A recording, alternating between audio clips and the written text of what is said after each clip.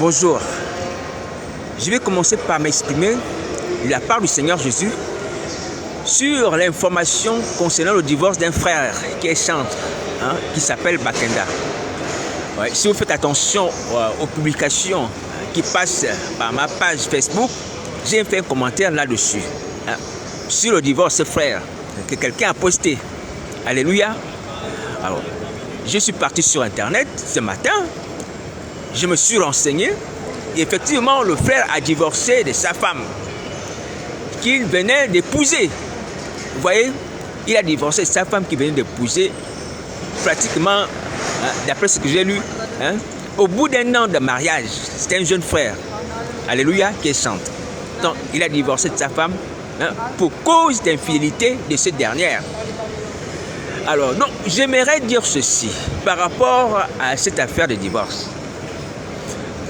D'après les informations que j'ai lues venant de sa part, non pas de la femme, parce que je n'ai pas lu l'opinion de la femme, c'est seulement le monsieur qui s'est exprimé dans les médias. Vous voyez? Alors, donc, par rapport à ce qu'il dit qu'il a laissé sa femme. Il est parti aux États-Unis. Bon. Il a laissé sa femme et il est parti aux États-Unis. Et ce qu'il craignait est arrivé. Le diable a réussi à tromper sa femme. Et elle est tombée dans l'adultère. Donc, et suite à cela, il s'est emporté et il s'est laissé aller à toutes sortes de dérives, d'excès. Vous voyez? Mais il dit que le Seigneur veut le récupérer, le ramener à lui. Donc, voici à peu près ce que j'ai lu concernant ce frère qui s'est séparé de sa femme. Alléluia. Alors, je vais vous donner le point de vue du Seigneur Jésus, conformément à sa parole. Vous voyez, j'aimerais préciser, encore une fois de plus, humblement, que dans toute chose, il faut un enseignement. Dans toute chose, il faut un enseignement. Vous voyez? Lorsqu'on se marie, il faut passer par un enseignement. Lorsqu'on se fait baptiser, il faut passer par un enseignement. Le Seigneur Jésus a dit, de façon générale, pour ce qui concerne les gens qui se convertissent, il dit de faire toute nation des disciples et enseignez-leur et observez tout ce que je vous ai prescrit. Vous voyez, on doit être enseigné sur les domaines de la vie. La vie chrétienne ne concerne pas seulement le fait qu'on doit enseigner sur la prière. Vous voyez, il y a aussi le mariage qui fait partie de la vie chrétienne, la vie du chrétien. Vous voyez, donc on doit aussi enseigner sur le mariage. Alléluia. Alors donc, en écoutant mon frère parler, ou du moins s'exprimer, sur cette page, je me suis rendu compte qu'il y a eu un problème à ce niveau. Sans orgueil, sans élévation, et je m'abaisse encore, étant ce que je suis, un homme de rien. Alléluia. Il a manqué de sagesse, comme moi aussi il m'est arrivé. Alléluia. Il a manqué de sagesse. Il a manqué de sagesse dû certainement à l'enseignement sur le mariage, sur le couple. Vous voyez, le plus important n'est pas d'avoir la bénédiction de Dieu. Le plus important est également de savoir garder la bénédiction de Dieu. On peut demander à Dieu une femme, la femme la plus vertueuse. Mais si on ne sait pas la garder, si on ne sait pas la protéger, si on ne sait pas la sécuriser, vous voyez, on peut aussi la perdre. On peut aussi la perdre. Donc, c'est important de pouvoir garder ce que Dieu nous donne. Et la femme est un trésor. Comme la Bible dit si bien que celui qui trouve une femme trouve le bonheur, c'est vrai. Ceux qui n'ont pas de femme, par leur faute, bien entendu, trouvent donc le malheur. Mais ceux qui ont les femmes, alléluia, par la grâce de Dieu, ils ont le bonheur. Alléluia, et ça c'est vrai. Alors donc, l'erreur, à cause du manque de sagesse, l'enseignement certainement de ses frères, c'est le fait qu'il n'a pas pu garder sa femme. Il n'a pas pu mettre les garde-fous autour de sa femme. Il dit que le diable est venu et a trompé sa femme et l'a entraîné dans l'adultère. Vous voyez? Donc là, lorsqu'on voit les causes qui ont amené cette femme à tomber de terre, on peut se dire que c'est le frère qui est responsable. Le frère responsable. Comment un enfant de Dieu, certainement un serviteur de Dieu, chante, tu viens de te marier, il y a 1 an que tu t'es marié, tu vas aux États-Unis et tu laisses ta femme toute seule, sachant que dans la situation actuelle où nous sommes, on est combattu, le grand dragon, le dragon rouge nous combat, on est dans le combat spirituel tous les jours. Alors, quand on est combattu, on ne peut pas laisser la femme de sa vie, de sa destinée, toute seule, sachant que le serpent rôde. Et on connaît l'histoire d'Ève, qui a commencé à parler avec le serpent, et qui a été séduite et entraîné son mari. Est-ce que vous voyez? Alors donc, l'erreur de ce frère, c'est d'avoir laissé sa femme toute seule. Et c'est ça que beaucoup de personnes aujourd'hui aussi commettent comme erreur. Quand on se rend compte que le divorce n'est pas une chose qui vient sans cause. Non, il y a toujours une cause. Et la responsabilité incombe à l'homme, parce que l'homme est le chef de la femme. Et lorsque tu es le chef de la femme, tu dois protéger ta femme. Comme lorsqu'on veille sur les enfants, c'est pareil. C'est pareil. Vous voyez? Alors donc, le frère, il est parti aux États-Unis, il a laissé sa femme. Et la femme est restée toute seule. Et Satan en a profité. Pourquoi il se plaint? Dire, oh, Satan a trouvé ma femme, a fait tomber ma femme à l'adultère. Mais tu as laissé ta femme, pourquoi? Pourquoi tu n'as pas amené ta femme aux États-Unis avec toi? Parce que la Bible dit clairement, l'homme qui quittera son père et sa mère, il va s'attacher à sa femme et les deux deviendront une seule chair. Il ne s'agit pas simplement des rapports conjugaux, il s'agit également de la proximité, d'être ensemble, comme des amis intimes ou bien comme des jumeaux. Vous voyez? Il s'agit d'être ensemble, partout, de faire tout ensemble. On quitte son père et sa mère, la femme quitte son père et sa mère, va vers son mari, le mari vers sa femme. Vous restez à deux, vous faites tout à deux, partout, partout, partout et en tout temps à deux. Et voici ce que Paul va confirmer dans ce passage où il dit, pour ce qui concerne les couples, ne vous privez pas l'un et l'autre. Il y a la référence biblique. Ne vous privez pas l'un et l'autre, si seulement pour un temps, là il parle au couple, marié, si seulement pour un temps pour vaquer à la prière. Et puis il dit, retournez ensemble de peur que Satan vous trompe, de peur que Satan vous séduise. Ouais, c'est ce que Paul dit. Donc, vous devez demeurer ensemble. Le mari et la femme doivent demeurer ensemble. Alléluia. Le seul moment où ils peuvent se séparer, comme Paul le dit, c'est lorsqu'ils prient. Lorsque chacun prie, le couple prie, oui, on peut se séparer parce que la prière est personnelle. À certains moments, bien entendu. Alléluia. Il y a aussi les prières collectives, communes du couple. Mais à certains moments, chacun peut vouloir s'exprimer tout seul, seul avec Dieu, dans son coin. Et ça, c'est biblique, c'est ce que Paul dit. Ne vous privez pas l'un de l'autre, c'est-à-dire ne vous séparez pas l'un de l'autre. Si ce n'est au travers du fait que vous allez prier. Et après la prière, retournez ensemble. Alors, donc je précise que retourner ensemble ne veut pas dire que retourner faire des bébés. Retourner ensemble ne veut pas dire retourner faire des bébés. Non, ce n'est pas une occupation, on va dire, quotidienne, faire des bébés, parce qu'on est mariés. Non. Ça veut dire demeurer ensemble, vous voyez, comme des amis. Vous voyez? S'il y a une tâche à faire, par exemple la cuisine, vous voyez, le mari et la femme font la cuisine ensemble. Vous voyez? La femme, par exemple, s'occupe des ingrédients, s'occupe des légumes. Le mari s'occupe de couper la viande avec le couteau. Vous voyez? Les deux font la cuisine ensemble. Vous voyez? Retourner ensemble, c'est écrit dans la Bible. Donc, il y a un déficit, un manque d'enseignement, j'appelle ça aussi un manque de sagesse. Humblement, alléluia, sans être quelque chose. Parce que le frère,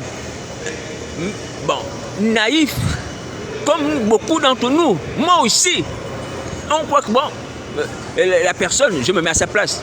La personne est mature, elle peut se débrouiller toute seule, c'est une chrétienne et tout ça. Non. Non.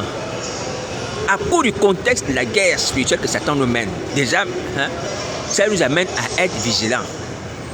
Ouais, à nous aider, à nous entraider, à nous surveiller, à être l'un à côté de l'autre. Voici pourquoi même la Bible dit que bon, il vaut mieux être à deux que tout seul. Vous voyez, il vaut mieux être à deux que tout seul. Voici le mystère du couple. C'est pour se soutenir. Mais quand le couple se sépare, c'est la faiblesse.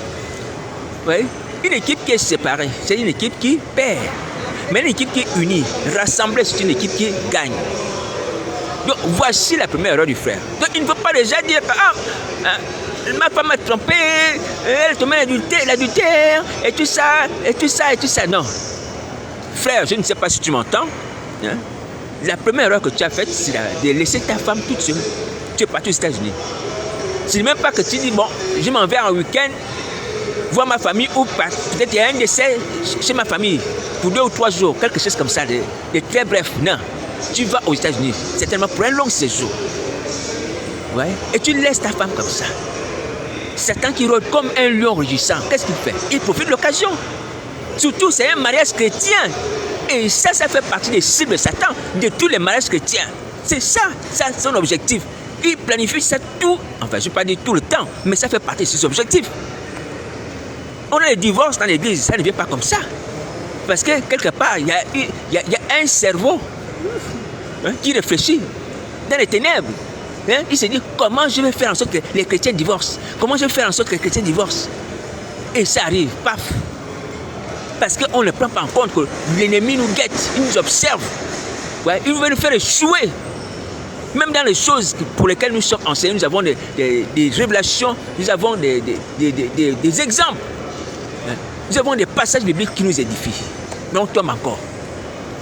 On tombe encore. Comme des païens qui n'ont pas la révélation des Écritures. Paul le dit. Hein, au couple, ne vous priez pas l'un et l'autre. Ne laisse pas ta femme éloignée. Et femme, ne laisse pas ton mari éloigné. Restez ensemble. Même si vous ne pouvez pas être main dans la main, pas comme les païens, hein, qui aiment se toucher tout le temps et tout ça. Non, non, non. Ouais. Mais restez l'un à côté de l'autre. Alléluia. J'ai aimé un couple chrétien qui m'avait hébergé à un moment. Alléluia. Parce qu'ils s'étaient accordés sur la façon de gérer la maison et les biens de la maison. Ça m'avait impressionné. Vous voyez, ce sont mes parents dans la foi.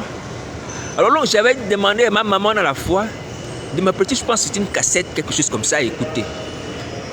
Elle m'a dit, je vais d'abord demander à ton père. Est-ce que vous entendez? Et ça m'a marqué dans mon esprit. Elle est allée demander et lui aussi l'a accepté. Vous voyez? Et ils ont pu me prêter la cassette, je ne sais plus ce que je voulais à l'époque. Vous voyez?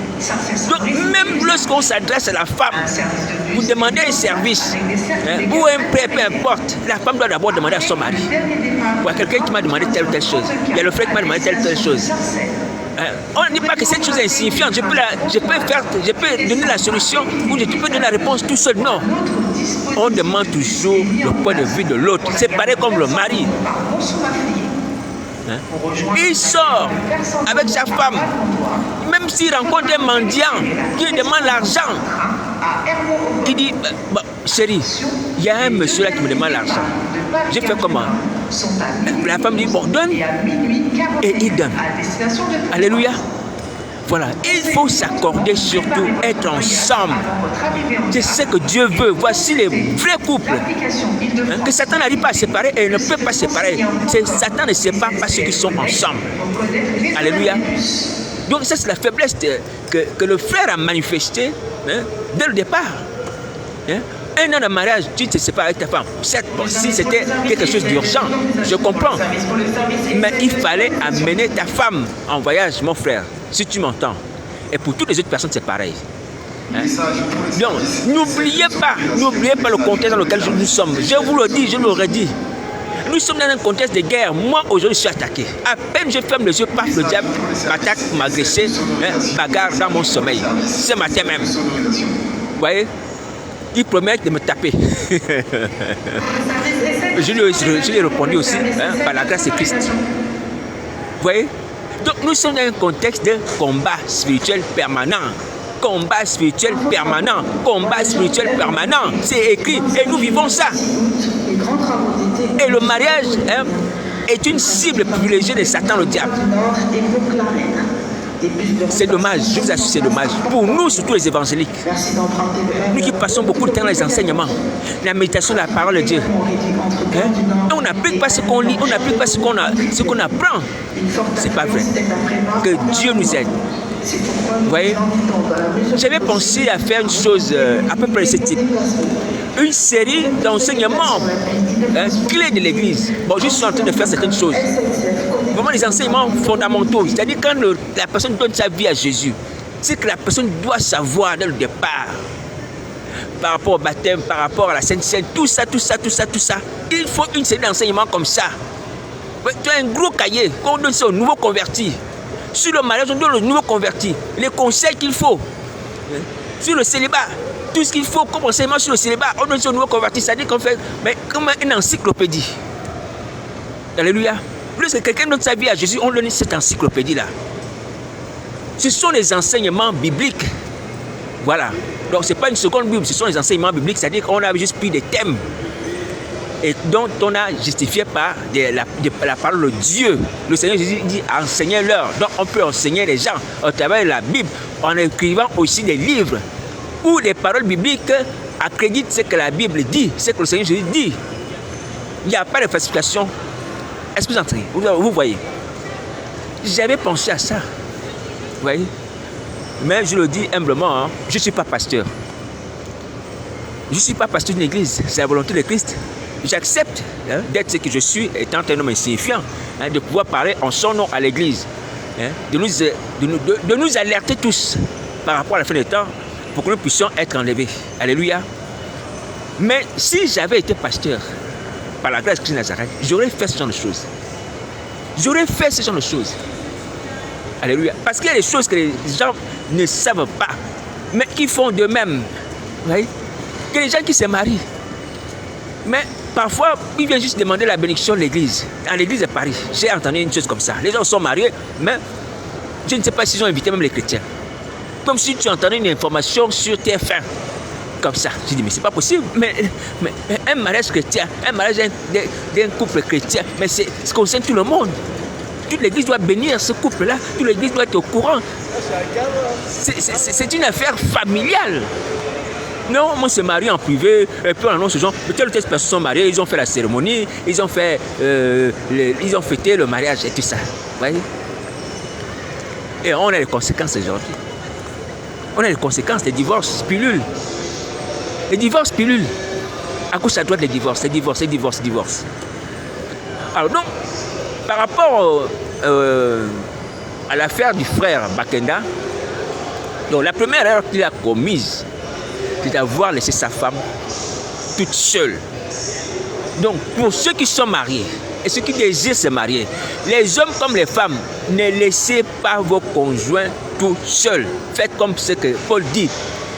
Alléluia, ne vous privez pas l'un de l'autre. Ça ne veut pas dire qu'il faut faire les bébés. Il faut faire les bébés à certains moments. Aussi des bébés, j'ai une parenthèse pour dire que les chrétiens font beaucoup de bébés. C'est bien. Mais il faut espacer la naissance des bébés, les chrétiens, les pasteurs. Hein? À mon avis, ça c'est mon avis. Alors, parce qu'on constate que, comme les païens, qui n'ont pas de maîtrise d'une certaine manière, les pasteurs, les chrétiens qui sont mariés, enseignent des enfants. Généralement, c'est 1 an d'écart entre l'aîné et le cadet. Entre celui qui suit. C'est 1 an d'écart.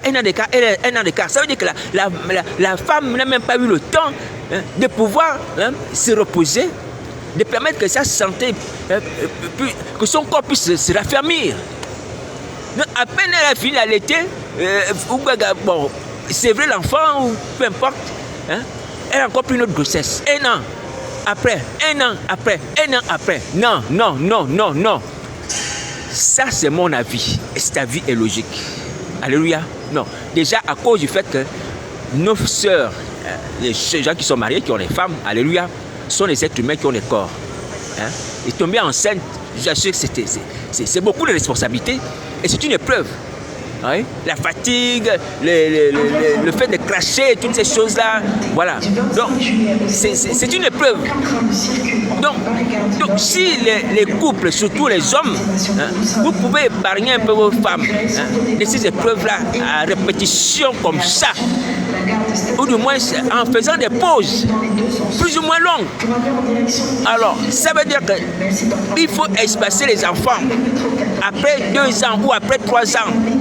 Oui, laisser la femme le temps de pouvoir se reconstruire sa santé. Porter une grossesse est pénible, c'est pénible, c'est pénible. C'est une joie. Hein? Pour le papa dit que ma femme enceinte, j'attends un second bébé, j'attends un troisième bébé. Mais ce qui porte le bébé là, elle souffre. Avec les nausées, toutes ces choses-là. Donc lorsqu'elle a accouché, il faut la laisser se reposer pendant 2 ans. Vous voyez, 2 ans. Alléluia. Voilà. Son corps s'est raffermi. Voilà. Et là, vous pouvez envisager un autre bébé. Et nous avons la grâce d'avoir Dieu pour nous aider dans la maîtrise de soi, la maîtrise de la chair. Il faut prier pour ça. C'est ça pas le sujet, on va dire.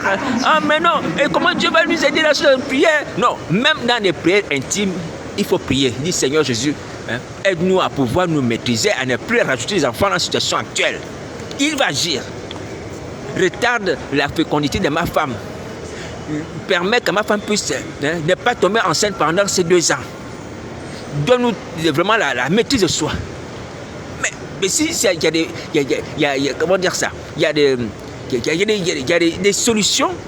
Il y a des solutions qui sont bibliques. La prière, il n'y a pas les choses du monde. Hein? Vous voyez ce que je veux dire? Les moyens de contraception du monde, non. La prière. Alléluia. Et on y arrive. Alléluia. Voilà. C'est naturel, c'est vrai. Mais il faut aussi soulager la femme. Ça, c'est mon point de vue. Alléluia. Donc, il faut espacer les grossesses. Donc, essayons de faire ça. Alléluia. Pour nos sœurs. Hein. C'est une bénédiction d'avoir une femme qui est féconde. Alléluia. Mais il faut aussi la ménager.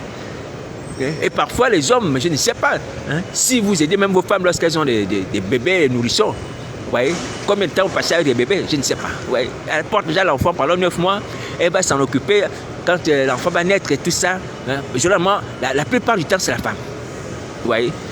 Donc, je pense que nous avons une responsabilité par rapport à cela en tant qu'homme. Alléluia. Dans cette affaire d'enchaîner les enfants comme ça. Souvent même les enfants en bas âge. Vous voyez, il y a un qui est dans la poussette, il y a un qui est déjà encore dans le ventre. Mais c'est pas possible. Il y a un qui est dans la poussette, un dans le ventre. Il y a un, on va chercher la maternelle. Vous voyez. Mais il m'arrive de voir ça chez les païens, puisque j'ai travaillé dans les maisons, les cités, je vois ça chez les païens. Vous voyez. Mais chez nous, ça ne doit pas être comme ça, parce qu'il faut voir aussi qu'il y a une souffrance derrière. Par rapport à la femme, il faut penser à la femme aussi. Alléluia. Voilà. Donc, si les hommes, vous pouvez faire cet effort-là, ce serait bien. Que Dieu vous bénisse. Alléluia. Voilà. Alors, donc, c'est une parenthèse utile. C'est mon point de vue. Alors, donc, pour revenir sur le cas du divorce de notre frère Bakenda, il a, à mon avis, il a ouvert la porte au diable en laissant sa femme toute seule. Donc, l'erreur lui incombe. Il est l'auteur lui-même de l'échec de son mariage. Parce que quoi? Parce qu'il n'a pas pris les précautions de se dire que comment je peux laisser ma femme toute seule. Le diable qui rôde comme un lion. Et il faut le dire. Alléluia.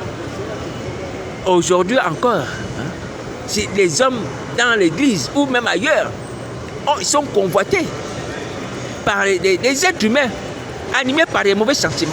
Même si ce sont les gens mariés, même si c'est une femme mariée. Mais il y a des gens qui vont quand même s'hasarder. Vous voyez? À cause de la chair. Vous voyez? Les païens qui ont cette spécialité disent que non, ils ne cherchent que les femmes mariées. Vous voyez? Ou les femmes qui disent, oh, elles ne cherchent que les hommes mariés. Des choses comme ça. Moi, j'entends des témoignages bizarres comme ça. Oui. C'est terrible, hein?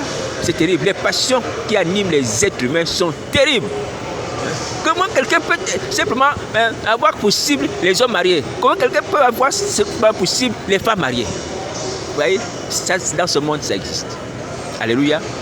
Que Dieu nous aide. Alors, ça, c'est la première erreur du frère, hein, ce manque de sagesse-là. Il n'a pas pu protéger sa femme et l'amener aux États-Unis avec lui. Alléluia. Voilà. La deuxième erreur. Alors, ceci n'est pas une condamnation, simplement pour nous exhorter à ne pas commettre les mêmes choses. Moi aussi. Et je demande pardon pour ça. La deuxième erreur, c'est d'avoir parlé de ce divorce-là en des termes où la femme est noircie. Vous voyez, il dit, hein, j'ai divorcé parce que ma femme est tombée dans l'adultère. Le diable a trompé. Ce que j'ai craigné est arrivé. Je suis parti aux États-Unis. C'est-à-dire qu'il rejette tout sur la femme et il expose sa femme comme une femme adultère. Et ça, c'est pas bien. Ça, c'est pas bien. Alléluia. Même si la femme a commis un adultère, ça ne doit pas se savoir. Ça ne doit pas se savoir. Vous voyez? Ça, c'est la deuxième erreur. Ça ne doit pas se savoir. Donc, les chrétiens, il faut apprendre aussi, hein, à faire en sorte que les gens gardent leur dignité, même si ce sont les gens qui ont péché, même si ce sont les gens qui ont fait du mal. Non, il faut aussi faire en sorte que les gens gardent leur dignité. Alléluia. Voici pourquoi le Seigneur Jésus va dire que même lorsque ton frère pêche, va reprendre ton frère dans le secret, en lui et toi. S'il ne comprend pas, tu peux prendre un témoin. S'il ne comprend pas avec le témoin, tu prends les gens de l'église. Mais après, s'il ne veut pas comprendre avec les gens de l'église, tu le laisses. Mais tu ne vas pas sur les réseaux sociaux, écrire ou publier, dire que ma femme adultère, ma femme adultère, ma femme adultère. Non, ça ne se fait pas. Alléluia. Et je voudrais vous dire que Dieu est contre ça. Ouais, dans l'Ancien Testament, Dieu disait même qu'il ne faut pas porter atteinte à une femme, à la renommée d'une femme. Parce que quand une femme est de mauvaise renommée, elle ne trouve pas de mariage. C'est la renommée qui fait que la femme trouve mariage.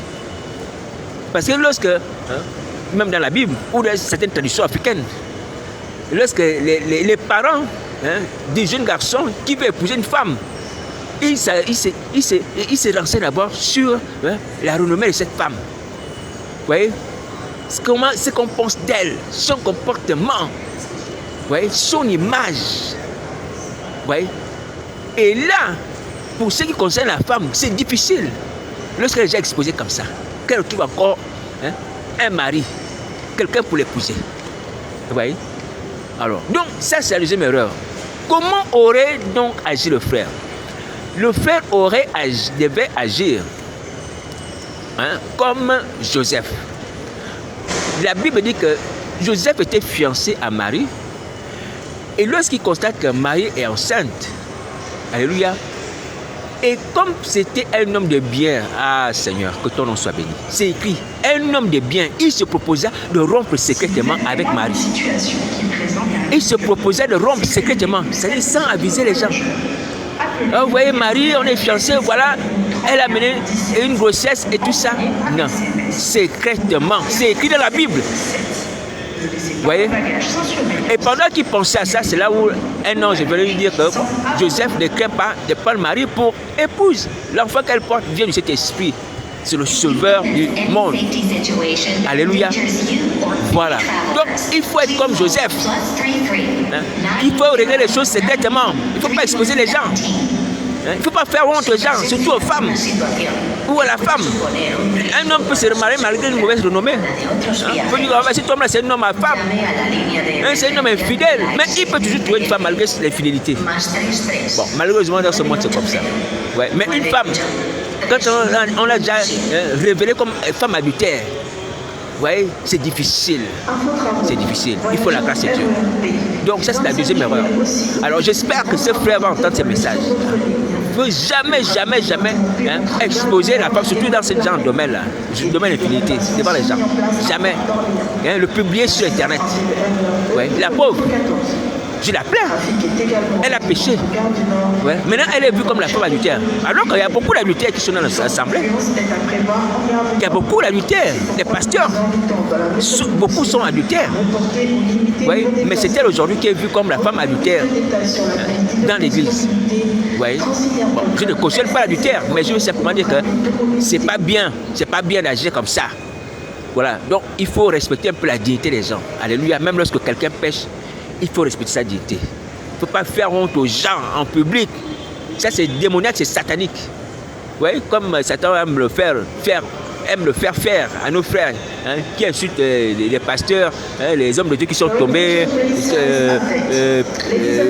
Je ne vais pas citer les noms, hein, les injures. Ouais. Mais cela vient du diable, non. En Christ, nous agissons autrement. Alléluia. Il faut respecter la personne qui est tombée. Il faut respecter la personne qui est par terre. Il faut respecter la personne qui est alcoolique.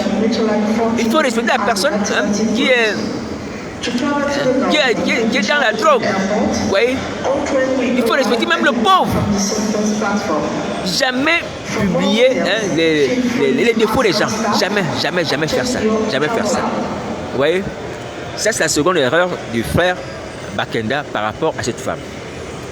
Alors, la troisième erreur, c'est le fait que lorsqu'il a constaté que sa femme l'a trompé, lui aussi a abandonné la foi, il s'est laissé aller à toutes sortes d'excès.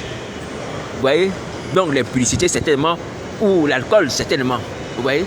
Donc lui aussi, il s'est souillé là-bas. Vous voyez? Lui aussi, il s'est souillé. Lui aussi, il a péché. Mais ça ne justifie pas. Le fait que la femme l'ait trompé ne justifie pas le fait qu'il doit maintenant se comporter comme un païen. Vous voyez? Aller peut-être dans les bars ou commettre l'adultère à gauche, à droite. Non, ça ne justifie pas cela. On peut avoir été trompé et garder sa dignité. Et garder sa fidélité vis-à-vis de Christ. Demeurer fidèle. Vous voyez? Donc ça ne justifie pas cela. Donc ça aussi c'est une erreur. Dire que non, parce que ma femme m'a trompé, voilà, je dois boire l'alcool, voilà, je dois aller dans les boîtes de nuit. Non, ça ne justifie pas cela. Alléluia. Heureusement, l'homme l'a reconnu que, bon, il veut revenir en Dieu. Il veut revenir en Christ.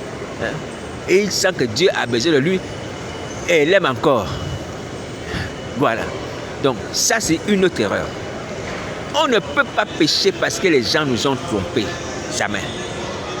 On ne doit pas pécher parce que les gens nous ont fait du tort. Jamais. Alléluia. Voilà. Donc, nous sommes en même de supporter.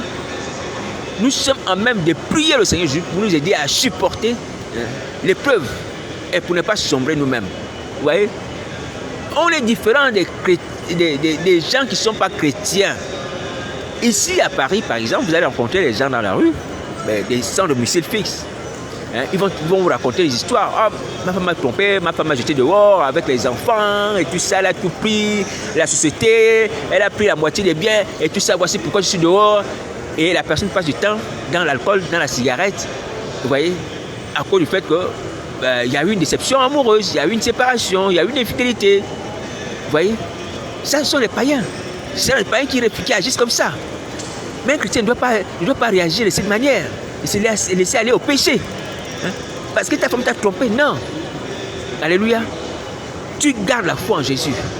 Même si les hommes t'abandonnent, les gens te trahissent, les gens de la famille, les amis, la femme, garde la foi en Jésus. Alléluia, garde la foi en Jésus. Donc voici l'attitude. Et surtout dans les temps actuels, vous voyez, je vous préviens, quand vous serez revenus dans la vie chrétienne, je l'espère qu'il n'y en aura pas, mais si les trahisons, garde la foi. Ne vous dites pas, oh, on m'a trahi, oh, le pasteur m'a trahi, il a parlé de moi, donc j'abandonne la foi, ceci, cela, on m'a critiqué à l'église. Donc, moi aussi, je repars dans le monde. Vous voyez, ça, c'est un comportement, on va dire, mondain. C'est un comportement enfantin. On t'a critiqué à l'église, donc tu abandonnes Christ. Mais si c'est l'église qui est morte pour toi à la croix, ce sont les pasteurs qui sont morts pour toi à la croix, ce sont eux qui t'ont racheté, mais c'est Christ. Voilà. On t'a critiqué à l'église, on ne t'aime pas l'église. tu n'abandonnes pas la foi, tu restes avec le Seigneur, tu dis Seigneur, il n'est même pas. Moi je reste avec toi, je demeure avec toi. Je vais te prier dans ma maison. Alléluia. Voilà. Donc il ne faut pas se laisser influencer facilement parce que les gens nous ont fait du mal. Je sais que ce n'est pas facile aussi, ce n'est pas quelque chose de léger. Après un an de mariage comme ça, je comprends. Mais, ça ne justifie pas le fait d'aller dans le monde, d'aller dans le péché. Alléluia, c'est la troisième erreur. Alors donc si le frère m'entend vraiment, que ces messages lui parviennent, qu'il rectifie le tir. Alléluia.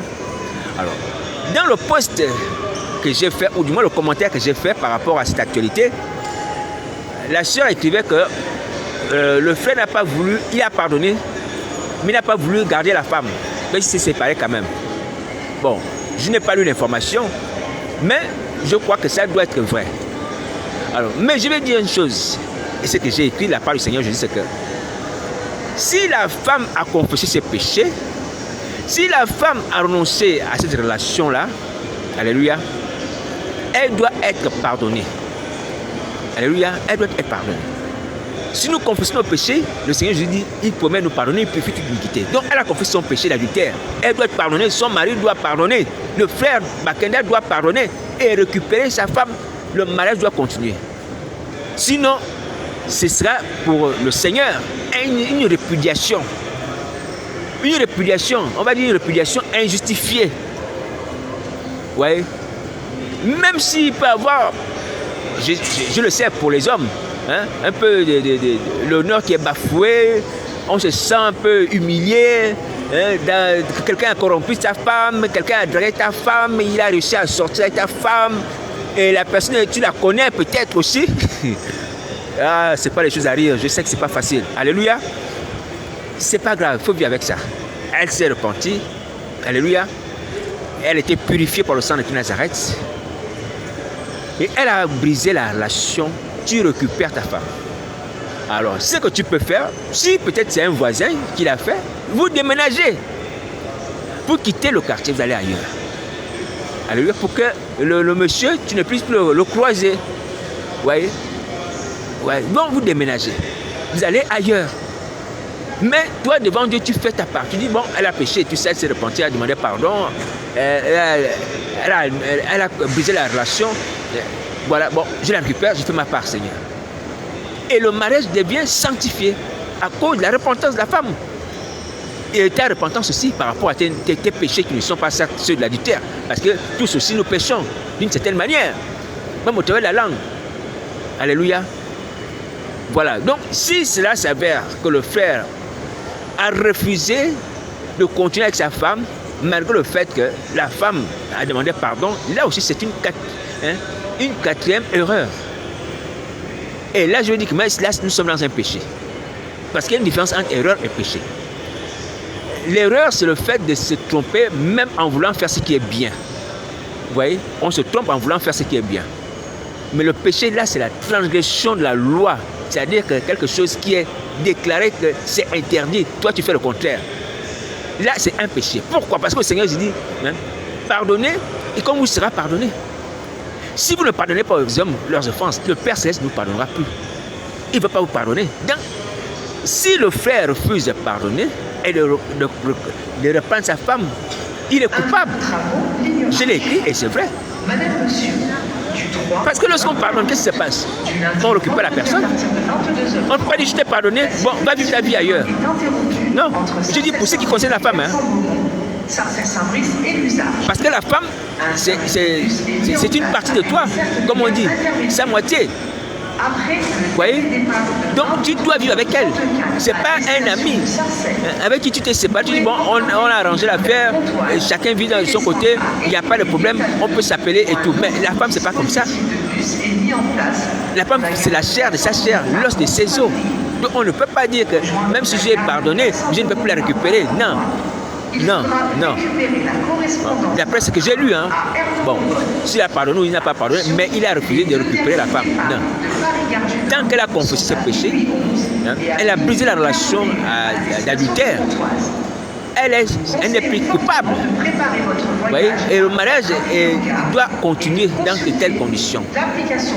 Donc l'adultère n'est pas la solution automatique à un divorce. Il faut arrêter ça. Vous voyez? L'adultère n'est pas le réflexe automatique pour pouvoir divorcer. Parce que le Seigneur nous a dit que oui, on peut répudier sa femme. C'est une infidélité. Oui, mais si elle confesse son infidélité, renonce à son infidélité, on ne peut plus la répudier. Vous voyez, on ne peut plus la répudier. Comme nous tous aussi, nous sommes des pécheurs, étant même l'épouse de Christ et l'épouse infidèle dans la situation actuelle même. Mais Christ continue de nous pardonner. En tant que lui, l'époux, il nous pardonne, nous. Il ne faut pas l'oublier, spirituellement parlant, nous sommes une épouse infidèle. Le frère, il faut comprendre ça. Mais Christ, qui est l'époux fidèle, continue de nous pardonner et continue de nous accepter et à nous appeler même à revenir dans le foyer conjugal. Vous voyez? Alors donc on doit agir comme ça. C'est un mystère, comme Paul pourrait le dire. Le mystère de la femme et de l'homme, c'est le même mystère entre Christ et l'Église. Voilà pourquoi il va dire que l'homme doit aimer sa femme comme l'Église, comme Christ a aimé l'Église. C'est la même chose. De la même manière que Christ pardonne l'Église, de la même manière aussi, l'homme doit pardonner à sa femme. De la même manière que l'homme, Christ est le chef de l'Église, de la même manière aussi, l'homme est le chef de la femme. Alléluia. Et j'ai précisé que s'il s'avère, s'il s'avère que cela est vrai, que la sœur a demandé pardon et le frère n'a pas voulu la récupérer, ce frère sache qu'il ne sera pas pardonné, qu'il n'a pas le pardon de Dieu déjà, et qu'il ne verra pas Dieu, qu'il n'entrera pas au ciel. Il peut arrêter de se victimiser à gauche, à droite, c'est lui qui en est la cause. Donc, ça c'est un théâtre. Tu as laissé ta femme toute seule. Et Satan en a profité. C'est la faute à qui? La faute à toi-même. Il faut arrêter ça. Il faut arrêter ça. La femme c'est comme un enfant. Si tu ne veux pas cet enfant, mais évidemment, le voisin va le manipuler. Oui, va le faire entrer des histoires bizarres. Et c'est comme ça que Ève tombe. Parce que Adam, il voit Satan en train de parler avec sa femme, il est là. Il observe. Tu observes quoi? Quelqu'un est en train de draguer ta femme, tu observes. Tu peux le chasser. Tu prends un morceau de bois, tu le menaces avec un morceau de bois. C'est la femme de qui que tu parles là. Tu ne sais pas qu'elle est mariée. Recule, au nom de Jésus. C'est comme ça, mes amis. C'est comme ça. Que Dieu nous aide. Alors donc, je viens le dire pour tout le monde, pour les gens qui sont mariés, c'est bien d'être marié. C'est formidable. Comme la Bible dit que celui qui trouve une femme trouve le bonheur. C'est formidable. Mais, il faut garder sa femme. Il faut empêcher que le diable séduise ta femme comme l'a séduit Ève. Il faut empêcher que ta femme tombe dans l'adultère. Il faut faire entrer ta femme au ciel. Comme Noé a fait entrer sa femme et ses enfants dans l'arche. Il ne faut pas simplement vouloir la femme, vouloir le mariage, vouloir ceci, cela. Il faut protéger la femme. Il faut la faire entrer dans le royaume de Jésus. En tant que chrétienne, vous rentrez ensemble comme Noé et sa femme. Est-ce que vous comprenez? Donc, il y a une grande responsabilité par rapport à l'homme. Les maris, les pasteurs, il y a une responsabilité qu'il faut assumer pour protéger sa femme et la faire entrer dans le royaume de Dieu. Ces deux choses, il faut le faire. Il faut le faire. Il ne faut pas dire non, elle est mature, elle est grande et tout ça. Non. L'homme est le chef. Et le chef conduit. Le chef dirige, le chef protège. Alléluia. Voilà. Donc, il ne faut pas oublier ça. Il ne faut pas oublier ça que Dieu nous aide. Alors, voici pourquoi, humblement, je viens de dire que pasteur, apôtre, même les docteurs, concocter des enseignements précis sur des thèmes comme ça, le thème du mariage, la protection du mariage, la sécurisation du mariage. Et que lorsqu'il y a une faute, malheureusement qui arrive dans le mariage, il faut confesser ce péché. Il faut confesser son péché, mais il faut inclure ça. C'est une éventualité, oui, mais qu'on ne saute pas, mais si ça arrive. Parce que le fils prodigue, lorsqu'il se retrouve dans le pays lointain, il ne revient pas chez son père comme ça. Il revient chez son père parce qu'il sait qu'on doit se repentir pour pouvoir recoller la relation. Il dit, j'irai vers mon père. Je dirai, mon père, j'ai péché contre le ciel. Contre toi, je suis plus digne d'être appelé ton fils. Traite-moi comme l'un de tes serviteurs. Alléluia. Il était donc enseigné au sujet de la repentance. Il savait quand on pêche, on se repent. Quand on pêche, on se repent. Quand les enfants sont enseignés sur la repentance, ils sauvent leur vie. Il peut arriver qu'une erreur arrive. Il peut arriver qu'un péché arrive. Mais lorsqu'ils vont dire, pardon papa, pardon maman, vous voyez, la relation reprend comme autrefois. Vous voyez, et c'est pareil pour les couples. Donc il faut inclure même la repentance des couples. Mais ça ne veut pas dire qu'on envisage des péchés plus tard, parce qu'on dit que bon, on va prendre la repentance, on va se pardonner les uns les autres. Mais il faut la voir quand même sous la main, la capacité de pouvoir se repentir. Même pas à cause de l'adultère, mais pour autre chose. On le fait par exemple que la femme prend son argent et donne à sa mère en secret, sans avertir son mari, comme certaines femmes africaines. Vous voyez? Oui. Elle envoie l'argent en secret à sa mère. Elle n'avertit pas son mari. Vous voyez? Ça arrive, hein? Vous voyez? Donc il faut pouvoir se repentir pour les tels actes. Pareil comme pour le mari aussi. Qui peut envoyer l'argent aussi à sa mère en secret sans dire à sa femme. Vous voyez? Ça arrive aussi. Donc il faut se repentir. L'un à l'autre, inclure ça dans le mariage. Alléluia. Mais il faut sécuriser le mariage. Il faut veiller l'un sur l'autre. Il faut faire en sorte que les couples, le couple en entier et les enfants entrent dans le royaume de Jésus de Nazareth. Comme Noé a fait rentrer sa femme et ses enfants dans l'arche qu'il a bâtie. Alléluia. Par la grâce de Christ. Donc voici à peu près ce que je pouvais nous édifier par rapport à l'histoire du frère Bakenda, sachant que nous n'avons que la version du frère, on n'a pas la version de la femme. Vous voyez? Mais d'après ce qui est communément entendu ou lu, il se trouve que bon, c'est la femme qui est fautive. Alléluia, à cause de l'adultère. Mais en réalité, c'est l'homme qui est fautif. C'est l'homme. C'est l'homme qui est fautif. Alléluia. Parce que c'est l'homme qui doit protéger sa femme, qui doit mettre les garde-fous autour de sa femme, qui doit sélectionner les amis de sa femme, qui doit regarder le téléphone de sa femme. Le mari doit regarder le téléphone de sa femme, la femme doit regarder le téléphone du mari. Ah, mes amis, frères et sœurs, arrêtons d'être naïfs, mes amis. Vous ne connaissez pas le péché, hein? Vous ne connaissez pas le péché. Le péché, on l'éloigne parce qu'on veille. Parce que Satan, lui aussi, il observe, il cherche une ouverture. Mais lorsque toi aussi tu veilles, il voit que tu veilles, il cherche une ouverture, il ne peut pas. Alléluia. Mais toi, tu te dis, bon, tu fais confiance à la personne. Ah, ma femme peut aller marcher toute seule. Elle va marcher toute seule, elle revient toute seule. Je ne demande pas que ma femme, tu es parti au marché, oui. Est-ce qu'il n'y a pas un homme qui t'a sifflé là-bas? Il faut poser la question. Oh oui, il y a un homme qui m'a sifflé. Il m'a appelé ma chérie. Ah, c'est un homme qui t'a sifflé. Hein? Il était comment? Bon, il était comme ça, comme ça, comme ça. Hein? Tu peux aller me montrer, bon, on va le voir. Je vais lui dire 2 mots. Et tu vas lui dire 2 mots. Monsieur, cette femme que vous avez sifflée là est mariée. Donc vous arrêtez ça. C'est pas la plaisanterie. Il faut le faire. Mes amis, protégez vos femmes.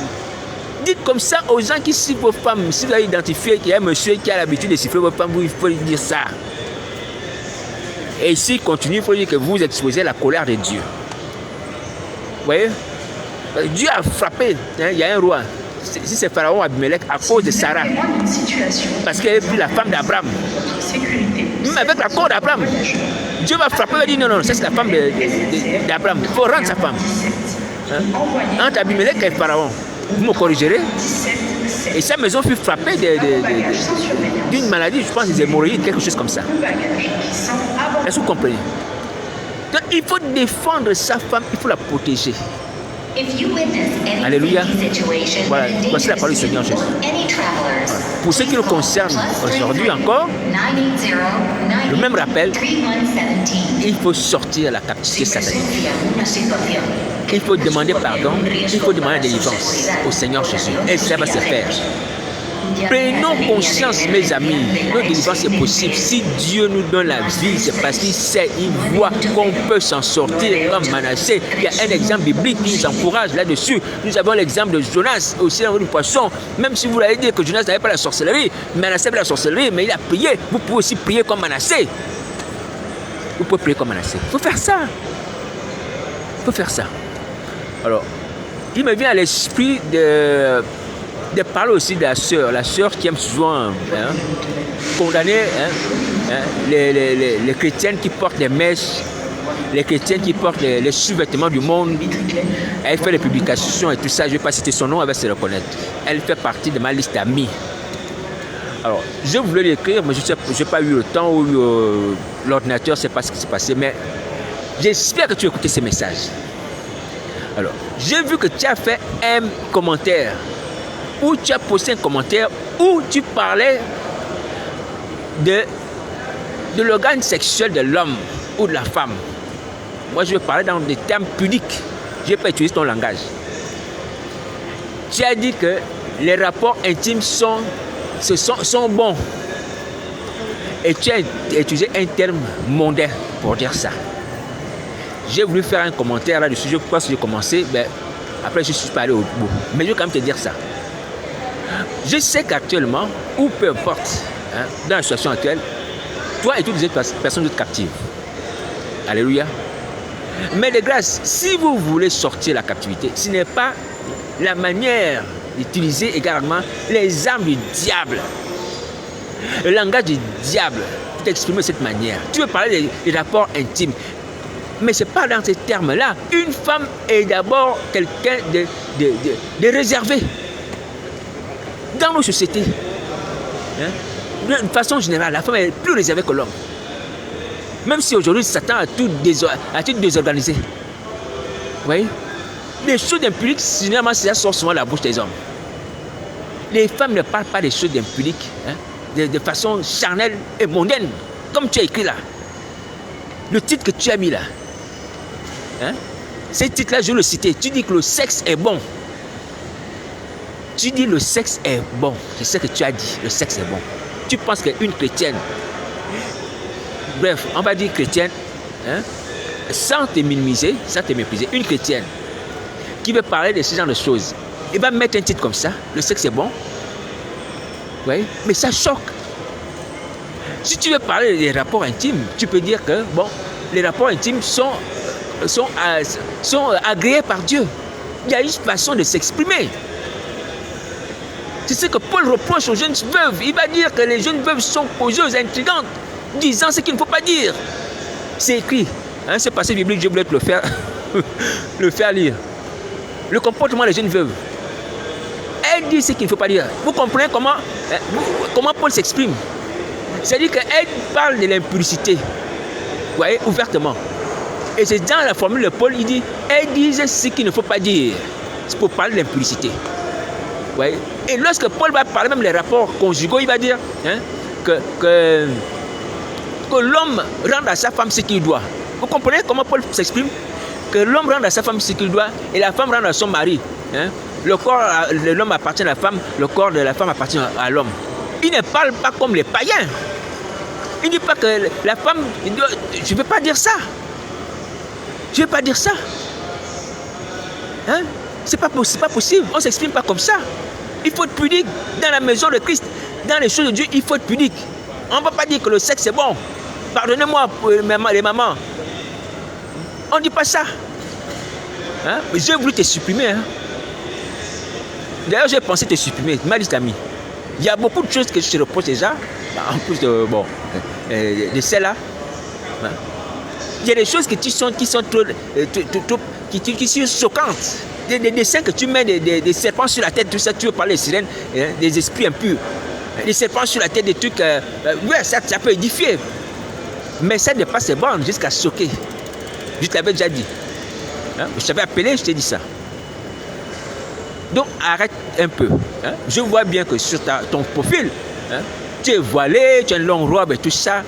Et c'est toi qui viens écrire que le sexe est bon. Dieu a créé le sexe patati patata, Manassé il a créé, mais il faut éviter l'impudicité. Mais quand tu viens mettre un titre comme ça, là, ça attire qui? C'est impudique. Déjà, ça donne une idée de ce que tu es. Excuse-moi, c'est pas te mépriser. La pudeur, même si tu dois parler de ces choses, la pudeur. Alléluia, la pudeur. Les païens du monde, oui, eux, ils peuvent s'exprimer comme ça. Nous, dans la maison du Seigneur, c'est pas comme ça. Il y a un langage que nous devons utiliser lorsqu'on parle de ce genre de choses. Le rapport conjugal, c'est bien. Hein? Où l'homme doit ce qu'il doit à sa femme, il donne à sa femme. La femme, pareil. C'est comme ça que Paul s'exprime. Donc, vraiment, je suis choqué par rapport à ça, scandalisé par rapport à cet écrit-là. Je voulais te supprimer. Hein? Ben, j'ai voulu le faire encore aujourd'hui ou hier. Ouais. Parce que je n'admets pas ça. Moi, je n'admets pas ça. Je ne supporte pas ce genre de langage-là. Parce que ce n'est pas biblique. Et parmi mes amis, si tu veux édifier les gens sur un thème qui est l'impudicité, qui se répand partout, alléluia, tu peux utiliser d'autres termes. Alors, je précise, également pour l'occasion, pour dire, si vous m'entendez, les traducteurs de la Bible, que ce soit la maison de Genève en Suisse, ou toute autre maison, Louis II et toutes les autres maisons, quand on traduit la Bible, il ne faut pas oublier que nous parlons des choses spirituelles, des choses de Dieu, mais avec un langage aussi spirituel, ou du moins avec pudeur aussi. On va dire qu'Adam connut sa femme. Vous voyez? On n'a pas écrit qu'Adam a fait le sexe avec sa femme. C'est ce que Louis II avait écrit. Adam connut sa femme. J'espère que les nouvelles traductions d'aujourd'hui, il n'y a pas l'expression Adam a fait le sexe avec sa femme. J'espère que ça ne va pas venir. Hein. Mais je vous mets en garde. Si vous faites ça, les traducteurs, si vous faites ça, que Dieu vous punisse. Qu'il vous punisse. Qu'il vous punisse. La Bible, ce n'est pas un livre de pornographique. Hein. Comme aujourd'hui, on a remplacé le bâton de Moïse par la verse de Moïse. Vous voyez? Ça, je le dénonce déjà. Dans la traduction Louis II, nouvelle traduction Louis II. Là. Et ça, c'est à dessein. Parce qu'on est tombé. On continue à trahir le Seigneur Jésus. Vous voyez? En introduisant des insanités comme ça. Mais les gens qui doivent vous donner l'exemple. Des personnes qui doivent être réservées, pudiques. Vous voyez? La verse de Moïse. La verse de Moïse, on lit ça. Vous voyez? C'est vrai que cette traduction de la Bible, je l'avais mise de côté. Hein, mais le Seigneur m'a dit, regardez. Je l'ai mise de côté. Voilà pourquoi je préfère la traduction Thompson, où c'est écrit Moïse avait son bâton et Dieu va lui demander qu'est-ce que tu as dans ta main. Dans le livre d'Exode chapitre 4, il va dire j'ai un bâton. Vous voyez? Parce que c'est vrai qu'aujourd'hui, on n'a pas le choix lorsqu'on lit la Bible. On doit aussi rechercher la main de Satan, le diable. Où est-ce qu'il a mis sa main, où est-ce qu'il a mis son empreinte? Où est-ce que le renard est passé? Parce que nous sommes dans un combat. Il a mis sa marque aussi dans certains passages de la Bible. Même le fait de numéroter les versets bibliques. La majorité des versets bibliques qui ont le chiffre 6 sont les versets bibliques qui sont négatifs, qui ont un message négatif, où il est question de péché, où il est question de ténèbres. Lorsque tu arrives au chapitre 6, verset 6, tu vas voir que généralement c'est ça. C'est un rapport avec le diable. Mais, vous voyez que le Seigneur, je supporte. Hein. Il supporte. Tout ce que je vous dis là, il sait. Mais il continue de nous sauver avec ça, malgré ça. Mais ça ne veut pas dire qu'on doit continuer. Donc vous arrêtez. Les traducteurs de la Bible, vous arrêtez. Si vous entendez ces messages, vous arrêtez. Vous arrêtez de tuer le langage de la Bible. Vous arrêtez de changer les thèmes de la Bible. Hein? Vous arrêtez de pervertir. Hein? De pervertir le sens des mots. Et les changer. Charité a pris la place de amour. La charité excuse tout, supporte tout, alors que c'était écrit avant. Dans Louis II, l'amour supporte tout, excuse tout. Il faut arrêter. Hein? Voilà. Donc c'est ce que je voulais dire par rapport au langage, hein? Par rapport aux écrits, par rapport aux versions. Bon. Mais, je vous dis encore, Christ est prêt à pardonner. Et lorsque nous serons repentis, lorsque nous serons délivrés, il faut ramener les choses comme auparavant, à l'état pur. Comme Manassé aussi a vidé le temple de Jérusalem des idoles, des choses qu'il avait introduites là-bas. Alléluia. Après avoir rempli le temple des idoles des faux dieux, quand il s'est repenti, il est parti enlever. Alléluia. Voilà. Donc, quand vous allez vous repentir, revenez à Christ, il faut enlever toutes ces sanités-là que vous avez mis dans les versions de la Bible aujourd'hui. C'est honteux de le dire.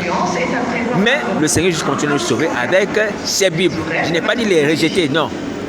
C'est moi-même qui ai pris la décision de ne pas prendre ces versions-là. Mais le Seigneur juste dit les garder. Continuer à les lire, à méditer et à prêcher avec ces versions, lui second 1979 ou peu importe, hein, les versions 21. J'ai la version 21. Ouais. Ouais. Donc, c'est toujours accepté au ciel, malgré les ruses du diable.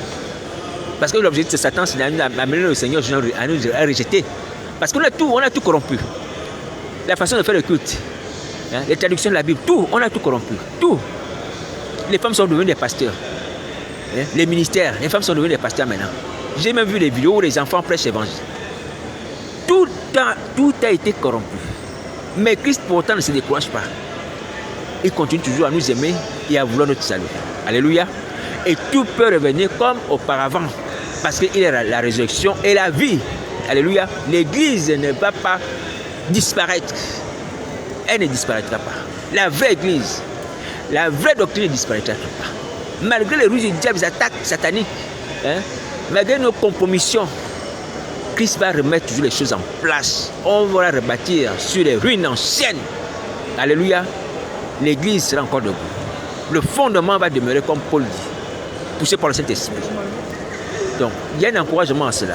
Alléluia, le Saint-Esprit est encore présent sur la terre pour nous amener à épousseter, hein, nettoyer, hein, le temple, nettoyer les livres, nettoyer nos vies et nous montrer là où le diable a opéré, a sali.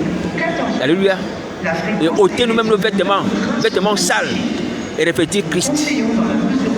Donc, c'est encore possible d'être la lumière du monde, d'être la colonne de la vérité. Alléluia, c'est encore possible. C'est encore possible. Voici la parole de Christ Nazareth. Donc, il faut urgemment aller faire le vœu de Jonas. Le vœu, pourquoi le vœu? Parce que le vœu est une solution efficace, rapide. Toutes les fois que les gens ont fait des vœux, ils ont trouvé solution. Ils ont trouvé solution. Aujourd'hui, je peux rendre témoignage. Et dans les églises aujourd'hui, ceux qui ont marché avec Jésus peuvent rendre témoignage de cela. Renseignez-vous auprès des anciens chrétiens. Ils vont vous dire que lorsqu'on fait un vœu à Dieu, on fait une promesse par rapport à une requête. Alléluia. Un acte de reconnaissance par rapport à une requête qu'on exprime. L'exaucement est rapide. Et rapide. Alléluia, rapide.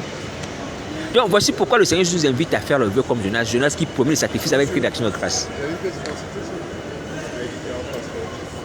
Donc, c'est ce qu'il faut faire aujourd'hui. Plus que de toute urgence. Alléluia. Et on va s'en sortir. Voilà. Il ne s'agit pas de jeûner à sec. Il s'agit de faire un vœu, faire une promesse, un acte de reconnaissance. Alléluia, qu'on va accomplir. Et Dieu va agir par son Fils, va nous libérer.